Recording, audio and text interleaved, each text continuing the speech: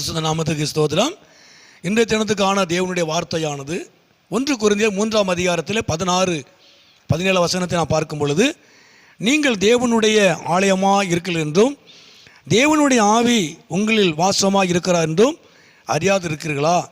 ஒருவன் தேவனுடைய ஆலயத்தை கெடுத்தால் அவனை தேவன் கெடுப்பார்.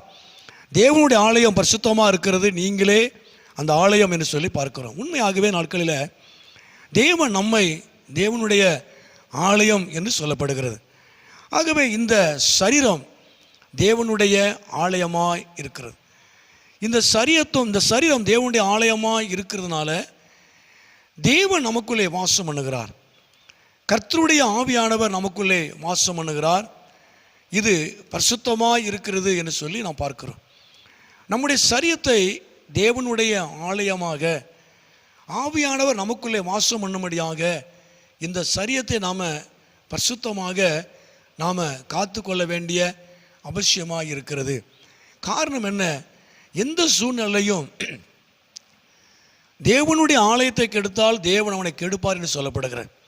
இந்த சரீரம் நாம் மற்ற காரியங்களினாலே கரைப்பட்டு போகாதபடிக்கு, கெட்டு போகாதபடிக்கு, கெடுத்து விடாதபடிக்கு பரிசுத்தமாய் காணப்படுவதற்கு நாம் அதில் கவனமாக இருக்க வேண்டும்.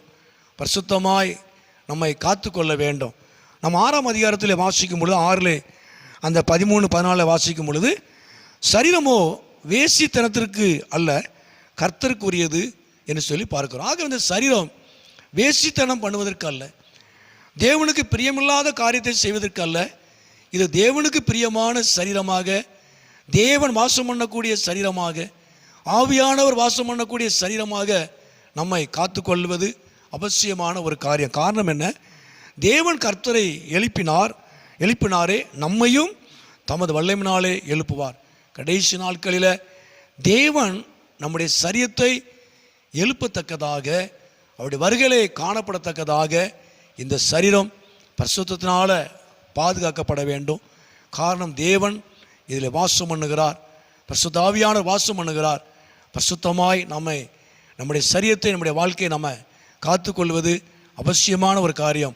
கடைசி நாட்களிலே தேவன் இந்த சரீரத்தை அவர் எழுப்புவார், அவர் நாமத்தை அவர் மகிமைப்படுத்துவார். ஜெபம். எங்கள் அதிகமாக நேசிக்கிற நல்ல பிதாவே, அருமையான இந்த நேரத்துக்காக நன்றி செலுத்துகிறோம். உண்மையாகவே அந்த நாட்களிலே ஆண்டவரே, நாங்கள் தேவனுடைய ஆலயமாக இருக்கிறதுனால நீர் எங்களுக்குள்ளே வாசம் பண்ணுகிறவர், ஆவியானவர்களுக்கு வாசம் பண்ணுகிறவர். நீர் வாசம் பண்ணும்படியாக எங்களுடைய சரீரத்தை நாங்கள் பரிசுத்தமாய் காத்துக்கொள்வதற்கு நீர் எங்களுக்கு உதவி செய்வீராக. கடைசி நாட்களிலே இந்த சரீரம் எழுப்பப்படத்தக்கதாக பரிசுத்தமாய் நாட்களில் காணப்பட கர்த்தர் தாமே எங்களுக்கு உதவி செய்யும். அப்படி நாமத்தை மகிமைப்படுத்தும். நீர் மகிமையான காரியங்களை செய்யும். இயேசுவின் நாமத்தில் ஜெபிக்கிறோம் நல்ல பிதாவே. ஆமேன், ஆமேன்.